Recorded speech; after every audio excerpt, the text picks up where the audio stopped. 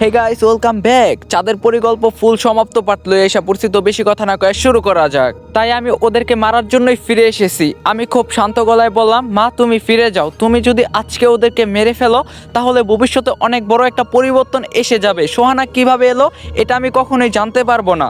এটা শুনে মা প্রচণ্ড রাগান্বিত হয়ে বলল, ভবিষ্যতে সব কিছু পরিবর্তন হয়ে গেল, আমি ওদেরকে ছাড়বো না। তুমি আমাকে বাধা দিলে আমি তোমাকেও মেরে ফেলবো।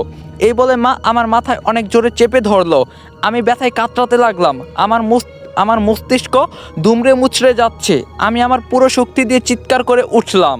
আমি ফিরে এলাম বর্তমানে। কথা আমার মাথা থেকে হাত ছড়িয়ে আমাকে ধরে নিয়ে একটা জায়গায় বসিয়ে শান্ত করলো। আমি স্বাভাবিক হয়ে কথাকে জিজ্ঞাসা করলাম, তার মানে মা ফিরে এসেছিল তার মৃত্যুর বদলা নিতে? কথা বলল, হ্যাঁ, তোমার মায়ের আত্মার হাত থেকে বাঁচতে আমার মা আর তোমার বাবা আবার সেই তান্ত্রিকের কাছে গিয়েছিল। কিন্তু তান্ত্রিক তাদের এমন একটা সমাধান দেয় যা শুনে তারা দুজনেই অবাকের সীমা পৌঁছে গিয়েছিল। আমি কৌতূহল নিয়ে বললাম, কি সমাধান দিয়েছিল তান্ত্রিক? কথা বলল, তান্ত্রিক বলছিল তোমার মায়ের আত্মা থেকে মুক্তি পাওয়ার একটাই পথ খোলা আছে, সেটা হলো শারীরিক মিলন। মানে তোমার বাবা আর আমার মায়ের শারীরিক মিলন হলেই এই আত্মা তার উদ্দেশ্য ভুলে তার জগতে ফিরে যাবে। আমি অবাক হয়ে বললাম, কি বলছো এসব? এটা কেমন সমাধান ছিল? বাবা নিশ্চয়ই এটা করতে রাজি হয়নি। তখন কথা বলল, শুধু তোমার বাবা না, আমার মাও এটা করতে রাজি হয়নি। তারা তান্ত্রিকের উপর রাগ করে সেখান থেকে চলে আসে। পথে তারা দুজন একে অপরের দিকে তাকাতেও পারছিল না লজ্জায়। তারপর বাড়িতে এসে সেদিন রাতে ঘটলো এক ভয়ঙ্কর ঘটনা। তোমার মায়ের আত্মা সবচেয়ে ভয়ঙ্কর রূপে আক্রমণ করে তাদের দুজনের উপর। তোমার বাবা ছোট্ট তোমাকে নিয়ে রাতে ঘুমিয়েছিল, আমার মা ছিল অন্য এক রুমে। হঠাৎ তোমার বাবার দরজায় কেউ জোরে জোরে টোকা মারলো। তোমার বাবার ঘুম ভেঙে গেল। যখনই খাট থেকে নেমে দরজা খুলতে যাবে তখন খেয়াল করলো খাটে ফ্লোর নেই, বরং হাওয়ায় ভাসছে। এতে সে প্রচুর ভয় পেয়ে গেল। তোমার বাবা চিৎকার করে বলল, ইয়াস ভয় পাবে, এগুলো বন্ধ করো দয়া করে। তখনই খাট উপর থেকে ধাপাস করে নিচে পড়ে গেল। তোমার বাবা তাড়াতাড়ি ছোট্ট ইয়াসকে কোলে নিয়ে দরজা খুলে বাইরে গিয়ে দেখলো ডাইনিং টেবিলের চেয়ারে কেউ একজন বসে আছে। তোমার বাবা ভাবলো এটা সামিয়া, মানে আমার মা, তাই ডাক দিয়ে বলল, সামিয়া। ওপাশ থেকে কোনো জবাব এলো না, তাই সেদিকে এগিয়ে গিয়ে আস্তে আস্তে তার কাঁধে হাত রাখতে যাবে। তখনই পিছন থেকে আমার মা বলল, দুলাভাই এত রাতে বাইরে কি করছেন, ঘুমাননি? হ্যালো এভরিওয়ান, মোস্ট বেটের সাথে আমার এক্সপিরিয়েন্স সত্যি অনেক মজাদার, যা আমাকে নগদ পুরস্কার জেতার সুযোগ করে দিয়েছে। একটি খেলা সবচেয়ে এক্সাইটিং, তা হলো প্লিঙ্কো। খেলাটির পুরো ডিটেলস বলে আমি আপনাদের সারপ্রাইজ নষ্ট করতে চাচ্ছি না। ট্রাস্ট মি, এটি হবে আপনাদের জন্য একটি নতুন এক্সপিরিয়েন্স। আপনি যদি একজন গেম লাভার হন, মোস্ট বেট দিচ্ছে এক্সাইটিং সব গেম অফার। মোস্ট বেটই দিচ্ছে খেলায় খেলায় নগদ পুরস্কার জেতার সুযোগ। মোস্ট বেটে রয়েছে বিকাশ, নগদ, রকেট উপায় এবং অন্যান্য অনলাইন ট্রানজ্যাকশনের মাধ্যমে দ্রুত ও সহজে আপনার টাকা ডিপোজিট ও উইথড্র করার সুবিধা। সাথে থাকছে 24 ঘন্টা ও 7 দিনের কাস্টমার কেয়ার সাপোর্ট। প্ল্যাটফর্মটি দিচ্ছে লাইভ স্ট্রিম ম্যাচ দেখার সুযোগ। নিচে দেওয়া আমার প্রোমো কোড YOF20 ইউজ করে রেজিস্ট্রেশন ও আপনারা প্রথম ডিপোজিটেই পেয়ে যাচ্ছেন এক্সাইটিং ওয়েলকাম বোনাস আর 250টি free spin. Don't miss this offer. তোমার বাবা চমকে গিয়ে তাকিয়ে দেখে সামিয়া দাঁড়িয়ে আছে। তাহলে সামনে কে? সাথে সাথে সামনে তাকিয়ে দেখে সেখানে কেউ নেই। হঠাৎ আমার মা, মানে সামিয়া, রুমের দরজার ভিতর থেকে বাড়ি দিতে লাগলো আর বলতে লাগলো, দুলাভাই কেউ বাইরে থেকে দরজা লাগিয়ে দিয়েছে, দরজা খোলেন। তোমার বাবা আবার চমকে গিয়ে পিছনে তাকিয়ে দেখে সেখানে দাঁড়িয়ে থাকা সামিয়া নেই। তোমার বাবা ভয়ে তাড়াতাড়ি তোমাকে একটা রুমে শুয়ে রেখে বাইরে থেকে দরজা বন্ধ করে দিল, কারণ সে জানতো এই আত্মা ছোট্ট ইয়াসের কোনো ক্ষতি করবে না। সে এসেছে তাদের দুজনকে মারতে। তোমারে শুয়েই তোমার বাবা গেল আমার মায়ের রুমে। দরজা খুলতেই আমার মা ভয়ে তোমার বাবাকে জড়িয়ে ধরে। এতে করে তোমার মায়ের আত্মা আরো বেশি রাগান্বিত হয়ে যায়। ঘরের বিভিন্ন জিনিস আপনা আপনি ছুঁড়ে আসতে লাগলো তাদের দিকে। এবার তারা দুজনেই সিদ্ধান্ত নিল তান্ত্রিকের বলা কথা মেনে নেবে, যদিও মনের মাঝে সংকোচ কাজ করছিল। কিন্তু শেষ পর্যন্ত তারা সেট করে নেয় যা করলেই এই আত্মা থেকে মুক্তি পাওয়া যাবে। এই পর্যন্ত বলে কথা থেমে গেল। নিচের দিকে মাথা দিয়ে কান্না করতে লাগলো। আমি স্তব্ধ হয়ে গেলাম এসব শুনে। আমার অতীতে এত কিছু ঘটে গেছে, আমি নিজেও জানি না কত সত্য এতদিনে চাপা পড়েছিল। আমি কথাকে জিজ্ঞাসা করলাম, তার মানে সোহানা আমার সৎ বোন আর সোহানা তোমার মায়ের পেটের বোন? কথা চোখের পানি মুছে বলল, হ্যাঁ, এই ঘটনার ঠিক 9 মাস পর সোহানার জন্ম হয় আর তুমি তখন এত কিছু বোঝো না। সোহানা তোমার বোন হয়েই বড় হতে থাকে। আমার চোখে পানি টলমল করছে। আমি চিৎকার করে বললাম, আমি এসব বিশ্বাস করি না। সোহানা আমার বোন মানে আমার বোন, ভুলেও আর আমার সামনে এসব কথা বলবে না। কথা বলল, ইয়াশ আমি জানি তুমি এটা মানতে পারবে না, কিন্তু এটাই সত্যি। সোহানার যখন 5 বছর বয়স তখন আমার বাবা মানে জিন রাজকুমার এসব কিছু জেনে যায়। কয়েদখানায় বসে তখন সে অনেক ভেঙে পড়ে। সে আমার মাকে মেরে ফেলার প্রতিজ্ঞা করে তার সাথে বিশ্বাসঘাতকতা করার জন্য। বাবা তো আর জানতো না মা বাধ্য হয়ে এটা করছে। বাবা কয়েদখানা থেকে একদিনের জন্য ছাড়া পায়, এই শর্তে যে সে তার মানব স্ত্রীকে মেরে ফেলবে। বাবা তো এটার জন্য প্রতিজ্ঞাবদ্ধ ছিল, তাই বাবা রাজি হয়ে যায় এই শর্তে। বাবা মুক্ত হয়ে ক্রোধে ছুটে যায় মাকে মারার জন্য। আর সেদিন মায়ের কোনো কথা না শুনেই বাবা নৃশংসভাবে আমার মাকে মেরে ফেলে। তোমার বাবা বাধা দিতে আসলে তাকেও মেরে ফেলে। তুমি আর সোহানা বাইরে খেলা করছিলে, তাই তোমরা সেদিন বেঁচে গিয়েছিলে আমার বাবার হাত থেকে। আমার মাকে মেরে তার লাশ নিয়ে জিন রাজ্যে ফিরে যায়। লাশ তার বাবা মানে জিন রাজার সামনে রেখে বলছে, আমি আমার প্রতিজ্ঞা পূরণ করছি রাজা। রাজা খুশি হয়ে বাবাকে মুক্তি দিতে চাইলে বাবা শর্ত রাখে, চাঁদের পরিমাণে তার মেয়েকে খোঁজ বন্ধ করতে হবে রাজাকে। চাঁদের পরীকে চিরতরে মুক্তি দিতে হবে।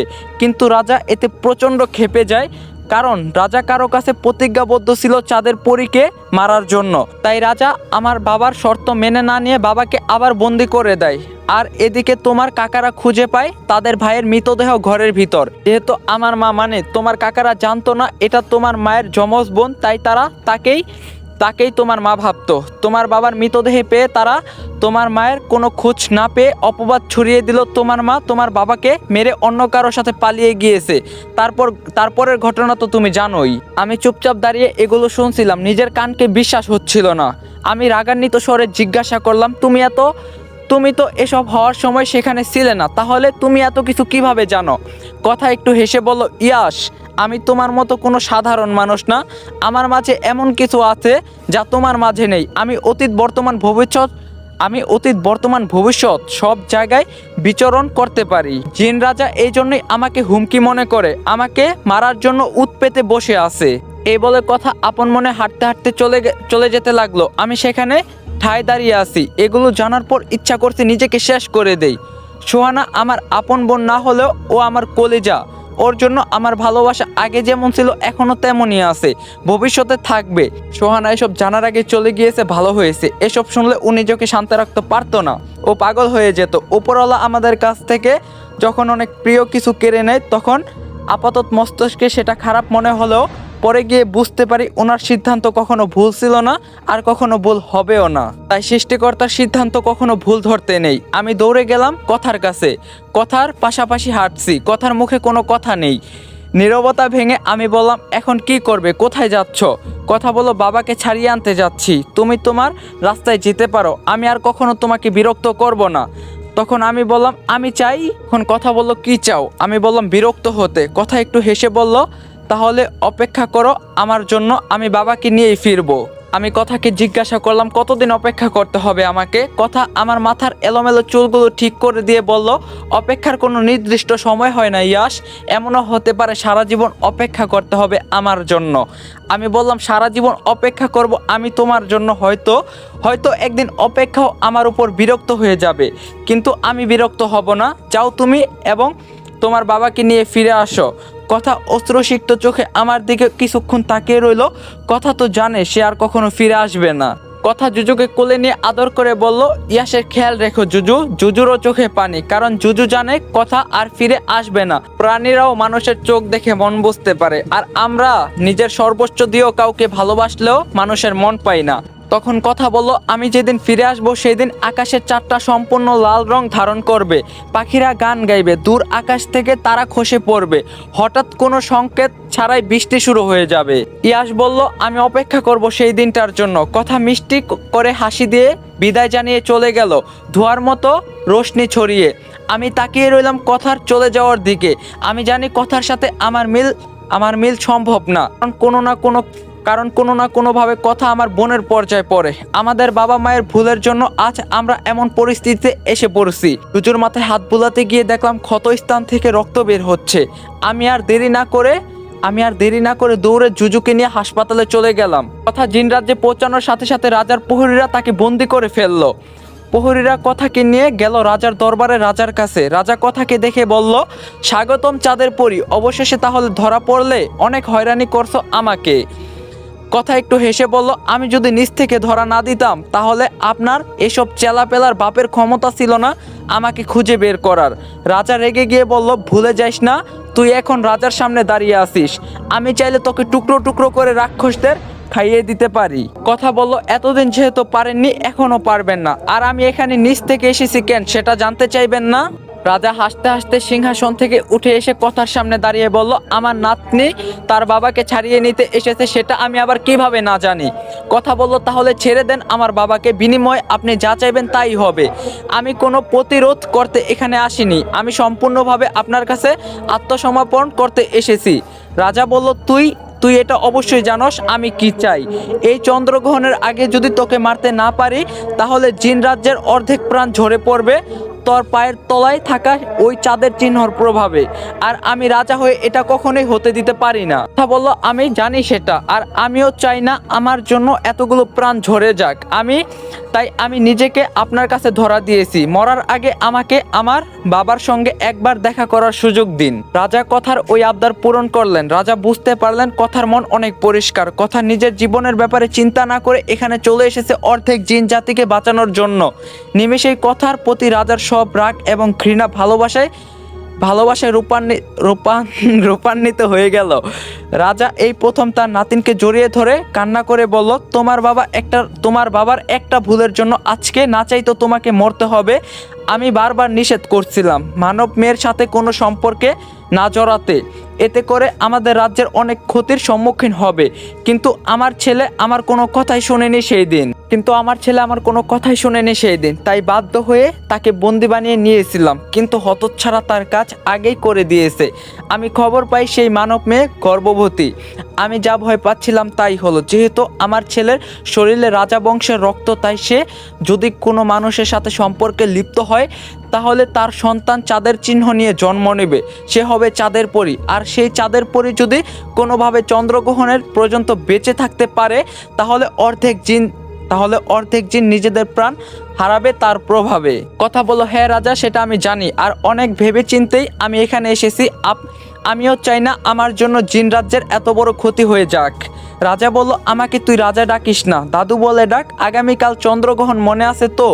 তোর হাতে আজকের রাতটাই আছে, যা নিজের বাবার সাথে দেখা কর। এই বলে রাজা প্রহরীদের ইশারা দিল। প্রহরীরা কথাকে নিয়ে তার বাবার কাছে গেল। এদিকে আমরা দেখতে পাই ইয়াশ জুজুকে নিয়ে হাসপাতালে গিয়েছে। ডাক্তার জুজুর পরীক্ষা নিরীক্ষা করে ভারাক্রান্ত মনে ইয়াশকে বলল, পশু পাখির মাঝেও একটা রোগ আছে যার নাম হিমোকোলন। এই রোগটা তখনই দেখা দেয় যখন কোনো কারণে পশু পাখি একটানা কয়েকদিন নির্ঘুম থাকে। জুজু কয়েকদিন যাবৎ 1 সেকেন্ডের জন্য ঘুমায়নি। কোনো এক কারণে, হয়তো ও কাউকে খুব মিস করে, তার জন্য কান্না করে, তার স্মৃতি জুজুকে ঘুমাতে দেয়নি, আর তাই জুজুর মাঝেও হিমোকোলন রোগটা বাসা বেঁধেছে। ইয়াশ জুজুর দিকে অসহায় দৃষ্টিতে একবার তাকিয়ে অবাক হয়ে বলল, স্যার, গত কয়েকদিন আগে আমার বোন মারা গিয়েছিল দুর্ঘটনায়। জুজু আমার বোনকে অনেক ভালোবাসতো। হয়তো ওর স্মৃতি জুজুকে এমনভাবে আঁকড়ে ধরছে যে ও ঘুমাতেও পারে না। এই রোগের কি কোনো প্রতিকার নেই স্যার? ডাক্তার ইয়াশকে সান্ত্বনা দিয়ে বলল, যদি থাকতো তাহলে আমি কখনো জুজুকে নিয়ে ভয় পেতাম না। আসলে এই প্রাণীগুলো একবার যদি কারো মায়ে আটকে যায় তাহলে তাকে ছাড়া কিছুই বোঝে না। ওরা মৃত্যু কি জিনিস সেটাও বোঝে না। কষ্ট হলে বলতে হচ্ছে যে জুজুর হাতে আর বেশি সময় নেই, ওকে নিয়ে যাও। ইয়াশ পাগলের মতো বলতে লাগলো, না স্যার, আপনি এটা বলতে পারেন না। আমার বোনটা আমাকে ছেড়ে চলে গেছে, এখন জুজুও যদি আমাকে ছেড়ে চলে যায় তাহলে আমি সহ্য করতে পারবো না। স্যার, আপনি যা চান আমি তাই দিব, তবুও জুজুকে ভালো করে দিন। আমি আপনার কাছে হাত জোর করে অনুরোধ করছি। ডাক্তার বলল, সরি, আমার কাছে কোনো উপায় থাকলে আমি কখনো জুজুকে এভাবে হারাতে দিতাম না। আমি নিজেও একজন পশু প্রেমিক, আমারও কষ্ট হচ্ছে জুজুর জন্য। ইয়াশ চোখের পানি নিয়ে জুজুকে কোলে নিয়ে হাসপাতাল থেকে বেরিয়ে এলো। ইয়াশ এটা মানতে পারছে না জুজুও তাকে ছেড়ে চলে যাবে। জুজুর দিকে তাকিয়ে দেখলো ওর চোখেও পানি। হয়তো জুজু বুঝে গেছে ওর হাতে আর বেশি সময় নেই। ইয়াশ চোখে ভাসতে লাগলো জুজু আর সুহানার কাটানো মুহূর্তগুলো। জুজু সুহানার কতটা আপন ছিল সেই দৃশ্যটাও ভাসতে লাগলো। সেদিন সুহানার জন্য আইসক্রিম এনেছিল, কিন্তু সেটা গলে যাওয়ার পর জুজু সেই প্যাকেটটা মুখে নিয়ে ঢুকিয়ে আর বের করতে পারছিল না। ইয়াশ দোকানে গিয়ে একটা আইসক্রিম কিনে জুজুকে নিয়ে পার্কের বেঞ্চে বসে জুজুর সামনে দিয়ে বলল, জুজু তোর না আইসক্রিম অনেক পছন্দ, দেখ আমি তোর জন্য আইসক্রিম এনেছি, খেয়ে খেয়ে দেখ তো লবণ হয়েছে কিনা। জুজু আইসক্রিম শুকে একবার ইয়াশের দিকে তাকিয়ে ভাঙা গলায় ম্যাও ম্যাও করলো। ইয়াশ একটু হেসে বলল, আজকেও তুই আমাকে ছাড়া খাবি না তাই না? তোর তোর কেন এত কেন বিশ্বাসী হস জুজু? কেন এত মায়া সৃষ্টি করে হারিয়ে যাস? একটু থেকে গেলে কি এমন হয়? আমি কি এতই খারাপ যে তোরা সবাই এক এক করে আমাকে ছেড়ে চলে যাচ্ছিস? তোকে একটা সত্যি কথা বলি আজকে, যদিও আমার কথা বুঝবি না তবুও বলি তোকে। আমি আর সোহানা যদি ছোটবেলায় এতিমখানা থেকে পালিয়ে আসছিলাম, সেদিন তুই তোর দুই ভাই আর মায়ের সাথে ঘুমিয়েছিলি। সোহানা তোকে দেখেই বলল এটা ওর লাগবে। আমি তো আমার বোনের আবদার কখনো ফেলতে পারি না, তাই আমি তোকে তোর মা এবং ভাইদের কাছ থেকে চুরি করে নিয়ে আসি। আমি তোকে ছোটবেলায় তোর মায়ের আদর থেকে বঞ্চিত করছি, তোর ভাইদের কাছ থেকে দূরে সরিয়ে দিয়েছি। মা বাবা ছাড়া কারো জীবন কিভাবে কাটে সেটা আমার চেয়ে ভালো আর কেউ বলতে পারে না। জানিস জুজু, তুই ছাড়া আমরা অসম্পূর্ণ ছিলাম। তুই সোহানাকে এত ভালোবাসছ যে ওর কাছে যাওয়ার জন্য তাড়াহুড়া শুরু করে দিয়েছিস। আর কয়েকটা দিন আমার সাথে থেকে গেলে কি এমন হতো? আমি জানি কোথাও আর ফিরে আসবে না, ভেবেছিলাম অন্তত তুই থাকবি আমার সাথে। জুজু, আমি তোকে আঘাত করছিলাম তাই না? জানিস তোকে আঘাত করে আমি বেশি ব্যথা পেয়েছি। তোর ক্ষত দেখলে আমার মনে রক্তক্ষরণ শুরু হয়। প্লিজ জুজু, আর কয়েকটা দিন আমার সাথে থেকে যা। সোহানাকে হারানোর ব্যথা এখনো ভুলতে পারিনি আমি। তুই চলে গেলে আমি পাগল হয়ে যাব। জুজু, এই জুজু কিছু তো বল। জুজু নিজের হাত পা ছেড়ে দিল ধীরে ধীরে। জুজুর অশ্রু ভেজা চোখ দুটো আস্তে আস্তে বন্ধ হয়ে গেল। আজ অনেক দিন পর জুজু ঘুমিয়ে গেল, তবে এই ঘুম আর কখনো ভাঙবে না। ইয়াশ জুজুকে জড়িয়ে ধরে চিৎকার করে কান্না করতে লাগলো। এই পৃথিবীতে আর কেউ রইল না ইয়াশের জন্য। ইয়াশ আজ সম্পূর্ণ একা। তখনই ঝুম বৃষ্টি শুরু হয়ে গেল। ইয়াশের চোখের পানি বৃষ্টিতে ধুয়ে যাচ্ছে। ইয়াশ কাঁদতে কাঁদতে উপরের দিকে তাকিয়ে বিড়বিড় করে বলল, সৃষ্টিকর্তা তুমি আমার উপর এত খুশি যে আমার কাছ থেকে সবাইকে দূরে সরিয়ে দিয়েছ। তোমার উপর আমার কোনো অভিযোগ নেই, শুধু পরপারে আমার প্রিয় জিনিসগুলো আমাকে ফিরিয়ে দিও। এদিকে কথা তার বাবার সাথে দেখা করছে। বাবাকে নিজ চোখে জীবনের প্রথমবার দেখে কথা নিজেকে সামলে রাখতে পারলো না। বুক ভরা এক আর্তনাদে বাবাকে জড়িয়ে ধরে কান্নায় ভেঙে পড়ল। কথার বাবাও নিজের মেয়েকে সামনে থেকে দেখে খুশিতে আত্মহারা হয়ে গেল। কথার বাবা বলতে লাগলো, মা তুমি এখানে কেন এসেছো? ওরা তোমাকে মেরে ফেলবে, চলে যাও এখান থেকে। কথা কাঁদো কাঁদো গলায় বলল, তোমাকে জড়িয়ে ধরার আমার এক আকাশ পরিমাণ ইচ্ছা ছিল বাবা, আজ সেটা পূর্ণ হয়েছে। এখন আমি মরে গেলেও কোনো দুঃখ থাকবে না। এখন কথার বাবা বলল, আমি জানি আমার ভুলের জন্য আজ তোমাকে মরতে হবে, তুমি আমাকে ক্ষমা করে দিও। কথা বলল, না বাবা, তোমার প্রতি আমার কোনো রাগ নেই। তুমি নিজের মুক্তি চাওনি, তার বদলে আমার নিরাপত্তা চেয়েছো রাজার কাছে। তুমি আমার সবচেয়ে ভালো বাবা, কিন্তু তুমি ভুল বুঝে মাকে মেরে ফেলছো। কথার বাবা একটু অভিমানের স্বরে বলল, তোমার মা আমার সাথে বেইমানি করছিল, তাকে মেরে আমি কোনো ভুল করিনি। কথা এক এক করে সেদিনের ঘটে যাওয়ার ঘটনা সব বলল তার বাবাকে। সবকিছু শুনে কথার বাবাও কান্নায় ভেঙে পড়ল। ততদিন সে তার স্ত্রীকে ভুল ভেবে এসেছে, এমনকি তার কোনো কথা না শুনেই তাকে মেরে ফেলছে। কথার বাবা কষ্টে নিজের কপালে চাপড়াতে লাগলো। কথা তাকে শান্ত করে জড়িয়ে ধরে বলল, বাবা জীবনের শেষ সময়টা আমি তোমার সাথে কাটাতে পেরেছি, এতেই আমি খুশি। কথার বাবা মেয়েকে জড়িয়ে ধরে বলল, শেষবারের জন্য কথার কপালে চুমু খেয়ে বলল, আমাকে মাফ করে দিও মা, আমি তোমার জন্য অপেক্ষা করব। অপেক্ষার কথা শুনে কথার মনে পড়ে গেল ইয়াশের কথা। ইয়াশ তার জন্য অপেক্ষা করে আছে, কিন্তু চাইলেও কথা আর ফিরে যেতে পারবে না। এক বুক কান্নার ভালোবাসা সিক্ত হলো বাবা মেয়ের শেষ বিদায়ে। প্রহরীরা এসে কথাকে নিয়ে গেল। সময় শেষ কথার। এখন কথার নিজেকে বলে দিয়ে অর্ধেক জিন জাতিকে রক্ষা করার সময় হয়ে এসেছে। রাজার দরবারে সবার চোখে পানি, রাজা নিজেও কাঁদছে। কথার বাবা রাজার পাশে দাঁড়িয়ে আছে মুক্ত কারাগার থেকে। রাজা কথার উদ্দেশ্য বলল, তোর এই কুরবানি গোটা জিন রাজ্য মনে রাখবে আজীবন, তুই আমাদের মাঝে অমর হয়ে থাকবি। কথা কিছু বলল না, হাসি মুখে নিজের গর্দান পেতে দিল জল্লাদের তলোয়ারের নিচে। কথার বাবা নিজের মেয়ের মৃত্যু দেখার সাহস হলো না, চোখ বন্ধ করে কান্না করতে লাগলো। রাজা তাকে সান্ত্বনা দিয়ে বলল, সেদিন আমার কথা শুনলে আজকে এই দিনটার মুখোমুখি হতে হতো না তোমাকে। কথার বাবা কিছু না বলে চুপচাপ দাঁড়িয়ে রইল। আজ তার কিছুই করার নেই। অবশেষে সময় হয়ে গেল। জল্লাদ তার তলোয়ার উঁচু করে দাঁড়িয়ে আছে রাজার হুকুমের অপেক্ষায়। রাজা অনেক কষ্টে নিজের মুখ থেকে উচ্চারণ করলো, এখন। জল্লাদ সাথে সাথে কথার ঘাড় থেকে মাথা আলাদা করে ফেললো। কথার মৃত্যুতে পুরো রাজ্যসভা নীরব হয়ে গেল। সবাই কথার সামনে হাঁটু গেড়ে বসে পড়ল। রাজা হুকুম দিল রাজ দরবারের কবরস্থানের সবচেয়ে উঁচু স্থানে কথাকে দাফন করা হোক। প্রতি বছর এই দিনে শোক পালন করার ঘোষণা করা হলো রাজ্যে। ওইদিকে ইয়াস জুজুকে দাফন করলো সোহানার কবরের পাশেই। অশ্রুসিক্ত চোখে কিছুক্ষণ দাঁড়িয়ে থেকে ইয়াস হাঁটতে লাগলো কোনো এক অজানা পথের উদ্দেশ্যে। আজ ইয়াসের কোনো লক্ষ্য নেই কোনো পিছুটান। ইয়াস এখন মুক্ত বাতাসের মতো, কোথায় যাবে তাও জানে না, শুধু অপেক্ষা একজনের জন্য, সে যে প্রমিস করছিল সে আসবে একদিন। এদিকে আমরা দেখি পিছনে কবরের পাশে সোহানা জুজুকে কোলে নিয়ে দাঁড়িয়ে ইয়াসকে হাত নাড়িয়ে বিদায় দিচ্ছে। 10 বছর পর আজ সোহানার মৃত্যুবার্ষিকী। ইয়াস ফুল হাতে নিয়ে সোহানার কবরের পাশে দাঁড়িয়ে আছে। তখন রাত প্রায় 12টা বাজে। ইয়াস আনমনে বলে উঠল, কেমন আছিস ভেন্ডি? আমি ভালোই আছি, তুই থাকলে আজ দেখতে পারতি। আমাদের এখন নিজস্ব একটা বাড়ি করছি, সেখানে সব আছে, তবু তোর শূন্যতা আমাকে এক রাত ঘুমাতে